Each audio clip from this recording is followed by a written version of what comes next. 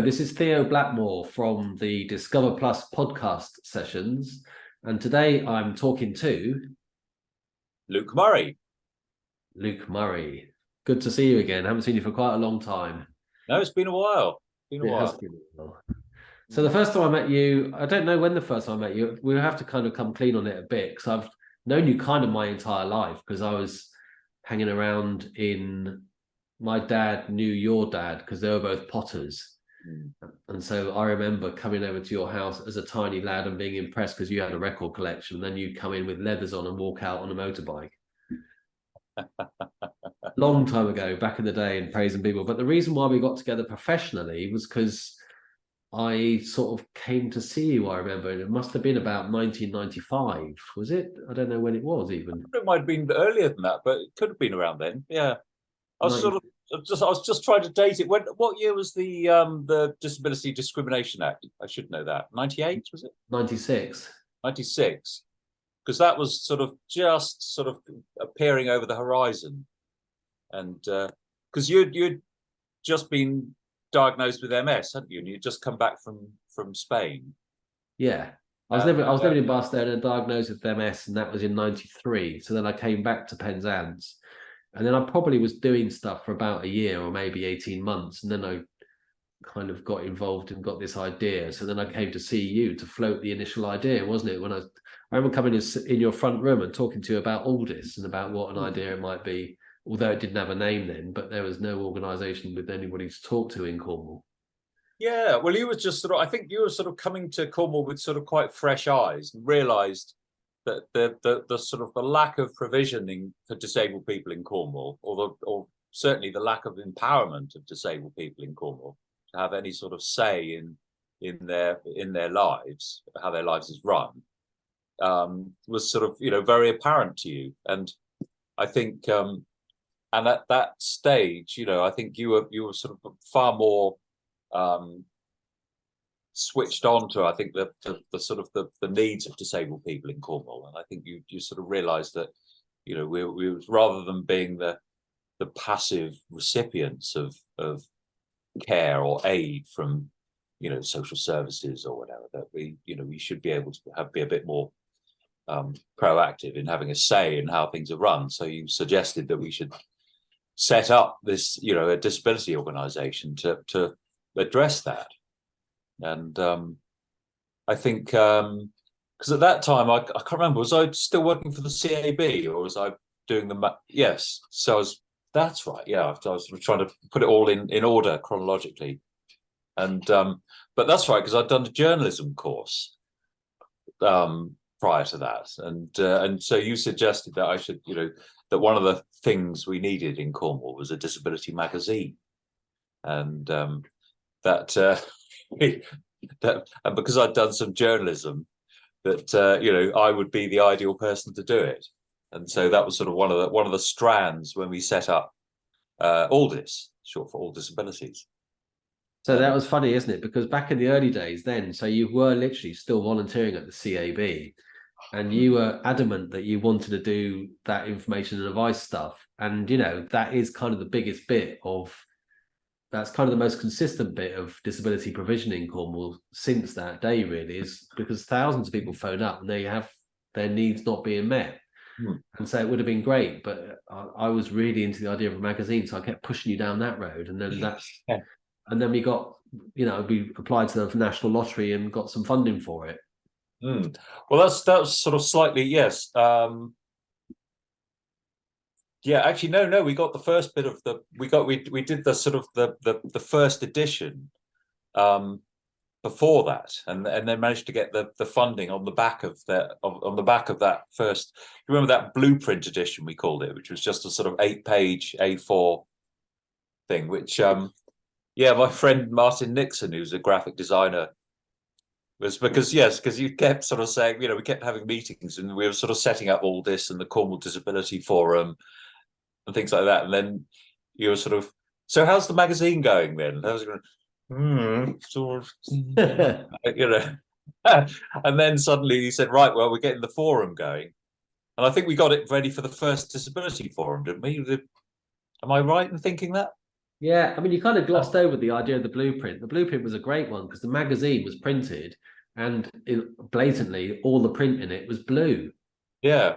and the Well, graphics were. that was purely down because I at the time, I was Martin Nixon, the design, Nixon Design, who's quite a sort of leading agency in Cornwall now, is was at the time I was going out with his sister, and I sort of mentioned this and bumped into Martin in the pub one day, and I sort of said, I'm supposed to be putting a magazine together. I don't know. So he went, oh, come into the office on Monday, and we'll have a look. And so he sort of very much took me under his wing and helped me put all that together, and how to get it printed and all the rest of it, and so that was how we sort of finally got it underway. Fortunately, was Martin helping me out. Which was great. That was when you were in. That was in Penzance, wasn't it? Behind the Green Market.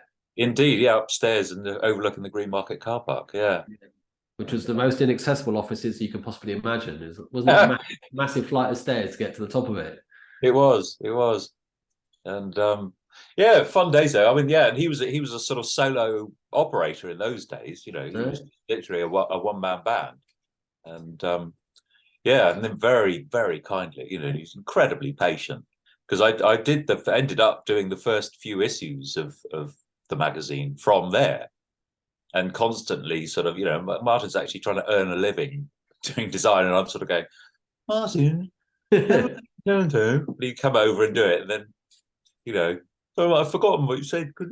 So I sort of because I was very a computer luddite and just couldn't get my head around using it at all, and then once there was a sort of specific goal in mind, producing a magazine, I was it all became a lot clearer, and so so I learned how to use a Mac and how to do design stuff.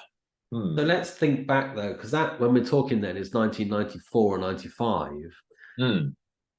There were not computers back in those days. I remember because I was in a flat up in behind the police station in Penzance, and basically I had an Amiga, and what you did with the Amigas was you plugged it into your telly and sit on the floor. Right.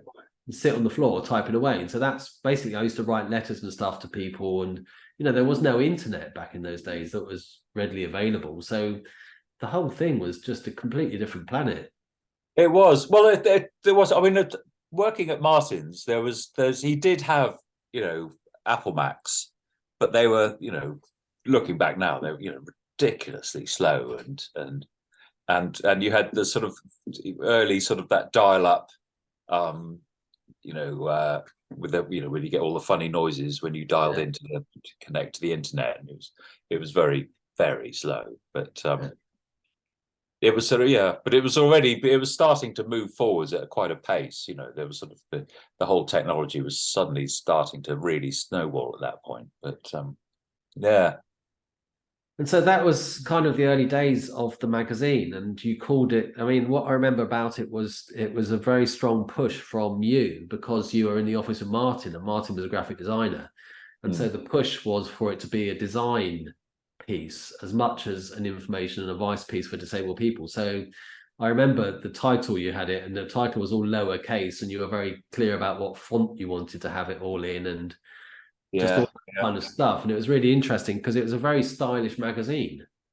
And it helps, if it's something's easy on the eye and it looks good and professional, for want of a better word, then it leads the eye in. Whereas if it's a sort of a bit of a sort of mishmash, then it just sort of it doesn't engage as well, I don't think.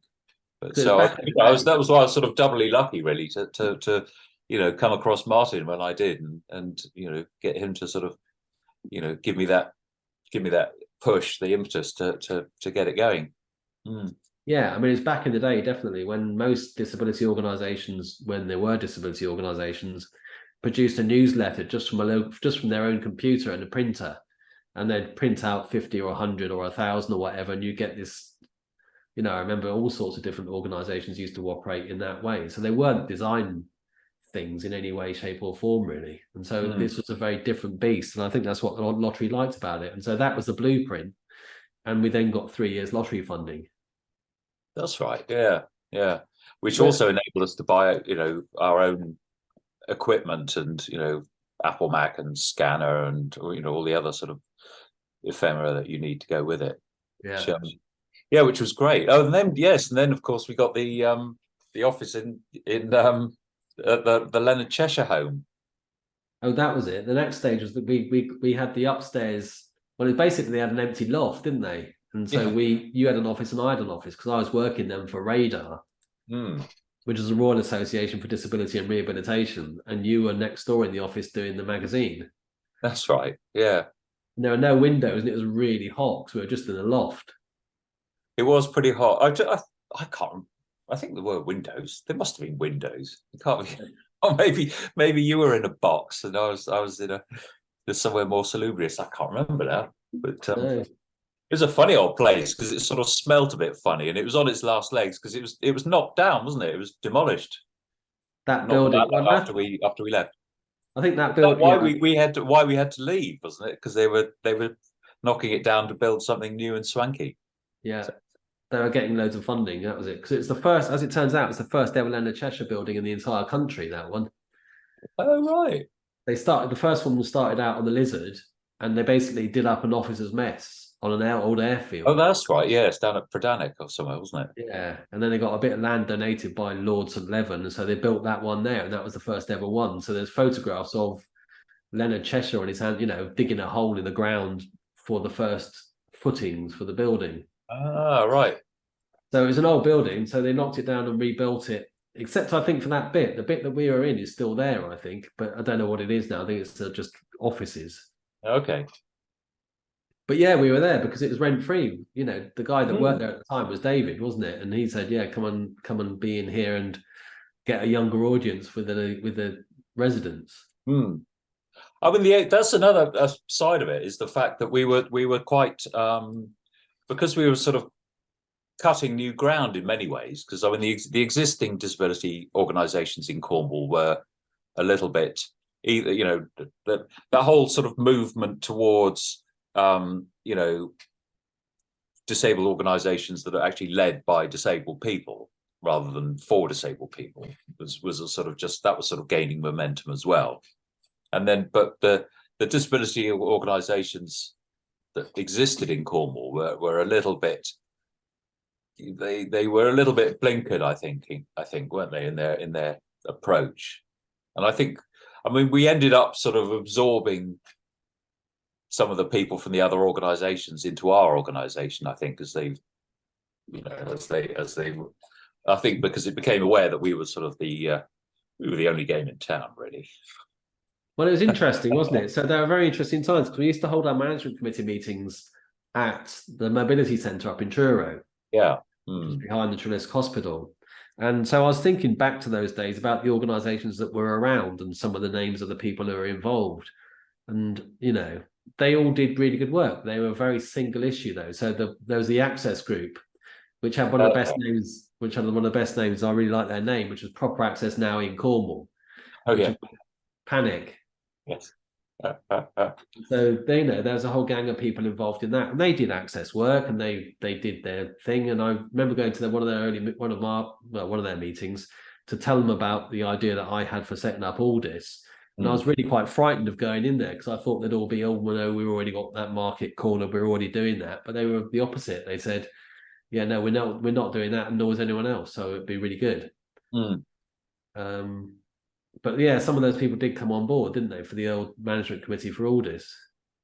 Yeah, I mean, well, specifically, I think of June Hackett, who was sort of the leading light of Panic, wasn't she? Who came on board. But yeah, I think, but I mean, in some ways, they, although they were great and did an awful lot of work, and doing accessibility assessments and things like that, but they hadn't really sort of thought, that they hadn't really grasped the sort of the sort of slightly more forward thinking sort of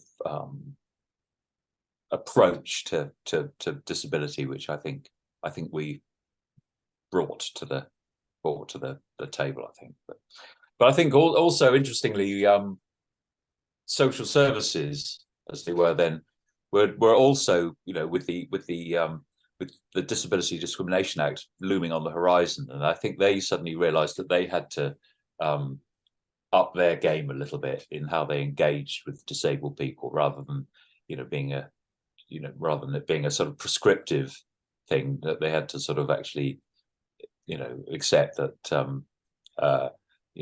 disabled people had a voice and a right to how they to say how they get how they get their services delivered.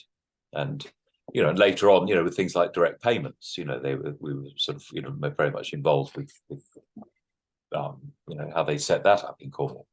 But and also social services got quite because remember we had a meeting with Nigel Druce, who was then the chief exec of social services, and we were sort of thinking about pitching, and then they just basically, before we could pitch, they pretty much offered to help fund the magazine, didn't they? They gave us and the whole organisation, actually, wasn't it? Yeah, didn't they take a full page advert every issue or something like that? Yes, I think they did. That was something like that. Anyway, so they put a bit of information in it all the time. That was that kind of basis. I mean, there were some. What I remember about that time is that there were some really key individuals in social services who were pushing our. So back in the day, before I came to you, mate. No, after I'd come to you, and we kind of got the magazine going and got Aldous going a bit. Aldous was going before the forum was going, and the way the forum got going was because one of the people who worked in social services offered to fund me to go to a conference that was in London, in the Holloway Road, and it was run by an organisation called the Alliance of Disability Advice and Information Providers. And I don't think they exist anymore, Dave, but they produce these really good booklets and guides about how to make information accessible for disabled people. So I got all of those, but the main point was that I went to this meeting in the Holloway Road, in the voluntary sector forum in the Holloway Road, and it was the first time I'd ever been in a room, and everybody who was in the room was a disabled person, and I was like, "This is amazing! Let's just do this. This needs to happen in Cornwall." So then I came to Cornwall, and we set the forum up, and held the first meeting up at St Austell. And everyone came along and joined in, and it was really good. And that's where you used to bring the magazines and launch the magazines every time. So you'd show up with box loads of magazines. Yes, that's right. Yeah. And just that's one of the main reasons everyone came along, I think, because they could then take a box of magazines away with them. That was sort of hot off the press. And yeah. And that was all quite amazing, because that was then, so that was Stella and Mike who funded me to go to London to go to that ADAPE conference. And I think it was just a train ticket and I stayed with my friend. It was nothing luxurious or anything. But it was that was the beginning of the Disability Forum. And and I think that was quite a thing, actually, because it gained a lot of traction very quickly, I think. And it, I mean, there were we had remember we had sign language interpreters there, and it was quite difficult. I mean, in some ways it was quite difficult to be, and there's something I was thinking about before we started this, is this the whole inclusivity of there's such a breadth of disabilities out there.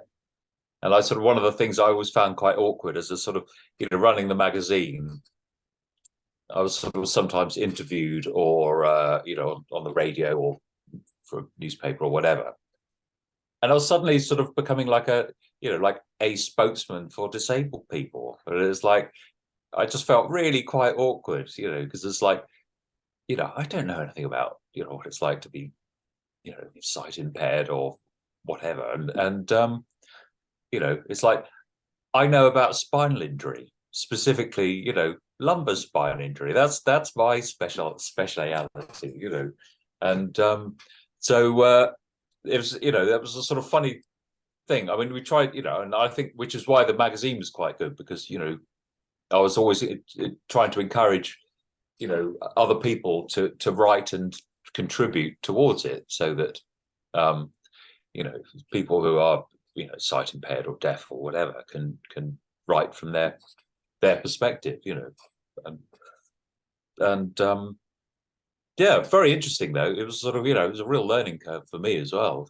And Well, it was for all of us. I mean, I like the way that you said that I came in with all these great big new ideas about disability and how the state of the disability sector in Cornwall. I didn't know anything. I'd come from Barcelona, where I'd got involved with the local MS society out there in Barcelona. So that was where I got the kind of idea of sitting in a room with other disabled people and talking about what it was. And then I went to that conference in London, our DAPE, and I came back from that talking about the social model of disability, because that's what they talked about.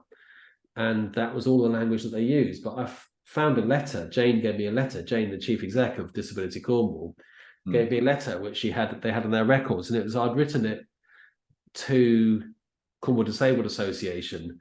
And the letter I'd written was about how the disabled in Cornwall aren't getting what they need anymore, and so the disabled think that. And it was very much medical model and very much written in the way that I obviously didn't know the social model in those days. So it was a learning for all of us. We're all learning on this. And I just remember so many meetings. We'd have management committee meetings and we'd all be trying to get our heads around it and explain it to each other. Some people cottoned on more quickly than others. Yes, it's very true. And it was very useful. I remember one of the meetings one of our sort of formative meetings which was very useful, was when Andrew George came along too, who was that was before he became an MP, wasn't it? And he was he was the vice chair, wasn't he, for the Cornwall Rural Community Council? That's it, yeah. And he came and gave us some very, very, you know, sage advice about, you know, how to sort of clarify what our mission was and what our sort of mission statement should be and what a mission statement is, and these sort of things. That he was, there was some sort of useful people out there, definitely. And well, he came to my flat. I mean, he sat in my flat with me, and we physically wrote the constitution for the Disability Forum, because he could. I guess he downloaded them, or he just had a copy, and so because they're bog standard forms, aren't they? You can just get them off the internet these days. And then change the names and make them relevant to your organization. Yeah, it was all that was another sort of useful milestone, I suppose, in you know, as we moved forwards. I think it must be a bit confusing for people listening to this that we're sort of jumping backwards and forwards a little bit as memories just sort of ping into our heads. But so maybe you'll just have to try and edit it. No, I don't think we will. I think the point being that in the beginning of it all, we didn't really know what we were doing, because we were making it up as we went along. And there wasn't an example to follow as such, because there wasn't an internet. So we couldn't contact an organization in London very easily and say, hey, look, come and tell us what to do. And there wasn't really an overarching organization telling us what to do or helping people to do it. So we kind of got together and did it. And I think the point really that one of the points I wanted from this conversation was to be able to say to disabled people who are sitting in areas across the country which don't have organizations, well, they're not that difficult to set up. You've got to get a gang of people together with a similar kind of framework and then sit in a room and figure it out and do it. Yeah, very true. You know, and I think in many ways, you know, as you were saying, because now that there's an awful lot more resources available online these days, that I think it's, you know, I think it could be a if not simpler, certainly a quicker process to get going. And quite often you'll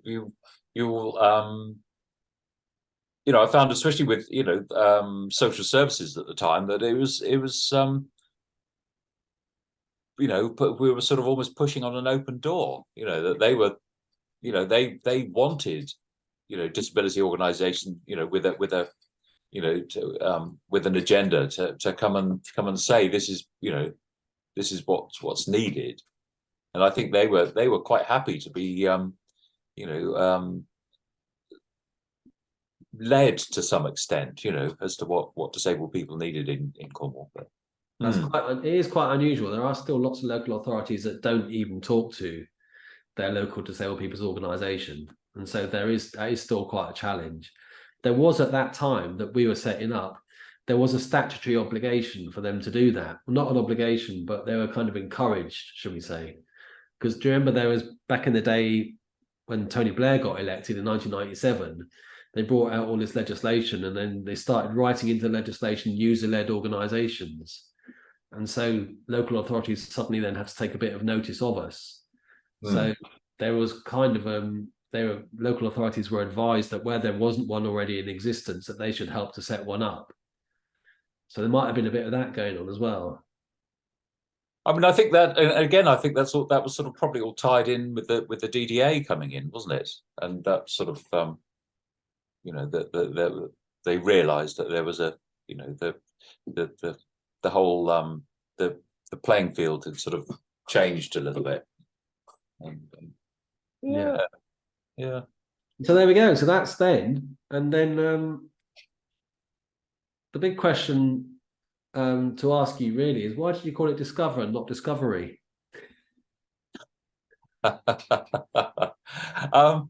Because it was, it was covering disabled issues. So discover. There you go. Because that was always a big bone of contention. I remember that you used to come around effing and jeffing after you'd been giving them out, and people always coming up to you saying, "Can I have a copy of Discovery?" Yeah, I know. Discover. Yeah, the amount of times I said that. So we came up with a few alternative names for the magazine before we settled on that. You remember? Yeah.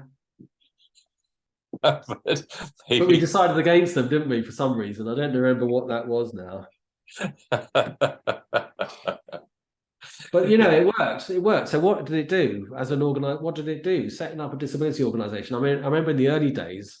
I mean, now that I look back on it, the reason why you set up a disabled people's organisation is because it does loads of stuff. So number one, it provides services, and number two, it does that information and advice stuff. So disabled people get a hold of things like information and advice to get their benefits entitlement. Like the CAB does, but kind of much more directed and specific about disability issues.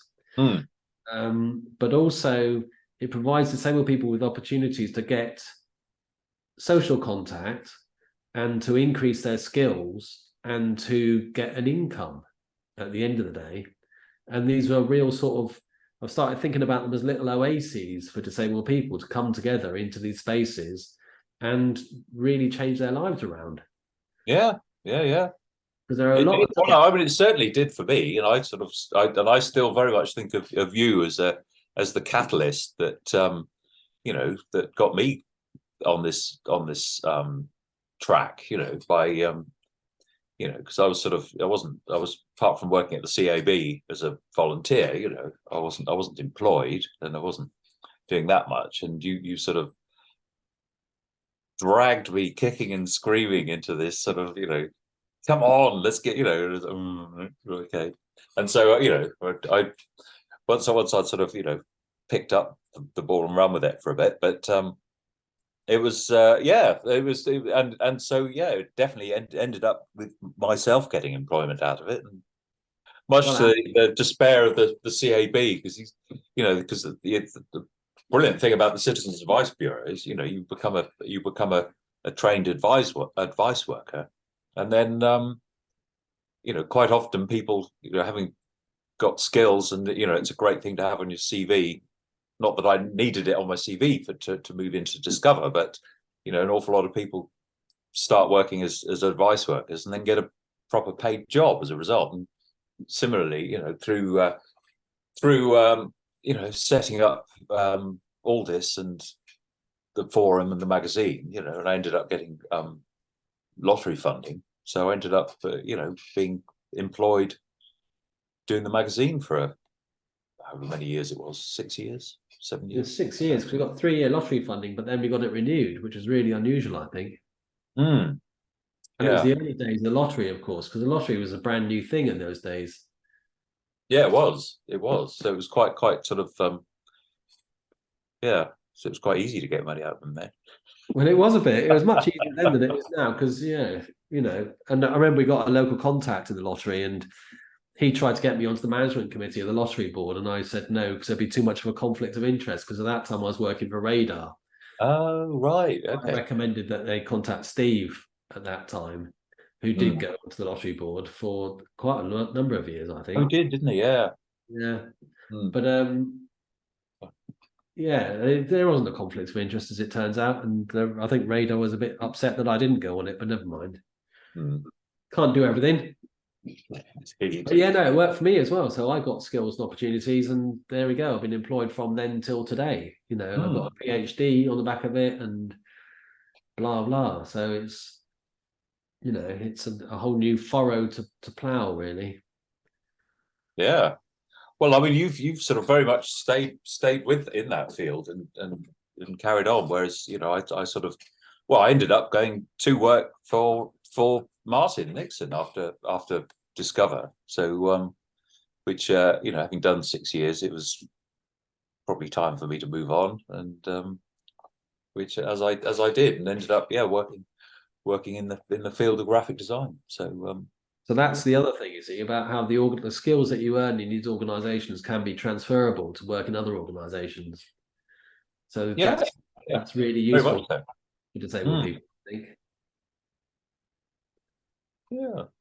Yeah, whistle stop tour. Anyway, what we haven't done is talk about your favourite bit of the magazine. What was doing the car reviews. Showing up at my house with the Mercedes Benz or whatever it was, or a BMW, and driving it for a week. I couldn't believe it. Yeah, no, because yeah, we had a chap got in touch saying, "Oh, would you like someone to do car reviews for the magazine?" And I went, "Yeah, all right, that'd be quite good." And yeah, bizarrely, it's funny enough. It was. Do you remember? It was the father of Jeanette Tate. You know, the girl who went missing. Yeah. Which is apropos of nothing, but yeah. Anyway, he ended up doing, I don't know, I can't remember, 3 or 4 different car reviews. And he said, yeah, you just get, you know, you get in touch with the press officers at the press fleet of these you know, each motor manufacturer. And he had just got sort of like really quite dull little cars that weren't very interesting. And then he sort of said, "Well, I'm going to knock this on the head now, but you know, I'll give you my contacts and the you know the book of numbers or whatever you need." And so he gave me all the details, and he said, "Yeah, you can do it." So I was, you know, looking at it, I was like, "Well, you know, I want to write that one. I want to try that one." And Didn't so you get a Maserati? I got 2, yeah, and Maseratis and Audis and Jaguars and yeah, also BMWs. Yeah, they're also some really very, very fast cars. And every time they delivered it, you know, they sort of, I mean, I remember one of the first ones, I got this brand new Audi, and they actually dropped it off the back of a flatbed lorry. So it had virtually no miles on the clock. Absolutely pristine. Wow. And they just like gave you the keys. You know, what? Yeah, okay, we'll pick it up in a week. You know, it's brilliant, absolutely fantastic, and yeah, and then so yeah, I managed to get yeah, a couple of Maseratis, which were extraordinary cars, very, very fast, very, very nice, and Because it's a bit treacherous because, you know, famously you like going fast. I remember being driven by you in one of the cars in the passenger seat, and I kept having to check the seatbelt at all times because you do like the right hand pedal. I did. I have mellowed out a bit these days, but yeah, funnily enough, bumped into Martin Nixon the other day, and we were talking about those times, and I had an Audi TT with a great big engine in it, and we went flying off down to Land's End and back. And at one point, Martin said, "I love my children." Driving along. Yeah. Oh, bless him. But yeah. He's still going. It's gone very well for him. His business is doing really well, isn't it? It is, yeah. It's gone very well. Well, he's now sort of stepped back from it, and he's handed over the business to his employees, and they've set it up as I forget what the phrase is, but it's sort of like an employee collective, and where he's Martin's, I think, now effectively like a shareholder or something like that. So if they start making a profit, then he gets some dividends from it. So which is very good for him, and he's sort of got other fish to fry these days. So he's sort of moved on. But yeah, there's really quite a good thing to do, I think. Yeah. Hey, look, that's brilliant. Thank you very much for your time. Anything else? It's been anything funny. else we should talk about? Let's all talk at the same time for the next 15 minutes. It's great. Anything else to talk about that we haven't spoken about? No, I was just thinking it's just sort of, hopefully it isn't too disjointed for someone who's coming at it from the from the outside, as it were. But yeah, no, it's been nice going down memory lane. Memory lane. I mean, I think it might just be worthwhile saying that there is a load of people behind the scenes. There's a load of people involved along the whole course of the whole journey. And we spoke about Panic a bit, and there's a bunch of people involved in that organisation. There was June and Barry, there was Diana and Paddy, there was Jack Pomfret, and the Mobility Centre, there was Gwen Marsh, Dr. Evans and Jean, and a whole load of others, and Helen. There's loads and loads of people who are all part of the journey, but it's brilliant because what it does as a journey is it just brings you into contact with loads and loads of different people. Yeah, no, it's been extraordinary. I mean, you've got a better memory for all the names, or have you got them all written down in front of you? I was just sitting there writing them down before we came online. But right. I was thinking about it yesterday. I was just thinking about all the different people. Lots of them are no longer with us, but I'm sure some of them still are, and it's I think they all deserve a mention. Which we've sort of done, but yeah, no, I think collectively, I think there's an awful lot of people that I mean, it just sort of really gained a lot of momentum and reached that sort of critical mass quite quickly, and yeah, I think it was quite sort of groundbreaking in many ways. Yeah, and it was just and it was sort of the time was perfect to do it as well. I think it was all quite serendipitous that I mean, it sounds like the wrong thing to say, that getting MS, you got MS at exactly the right time. Yeah, it's true. It's true, isn't it? Yeah, no, I came back to Cornwall. I was living in Barcelona at the time, like we said. Someone said to me, "How do you feel about going back to Cornwall?" I said, "Well, I'm a bit frightened because I don't think I'll ever leave, just because it's a great place to be and there's a great bunch of people down here." But there we go. It's home, isn't it? That's what it's all about. Yeah, very much so. There we go. Listen, Luke Murray, it's been a pleasure talking to you. Thank you for your journey. And to you, Theo. Yeah, it's been great. And for your time. And speak to you soon. All right. Cheers. See you later. Bye. Bye.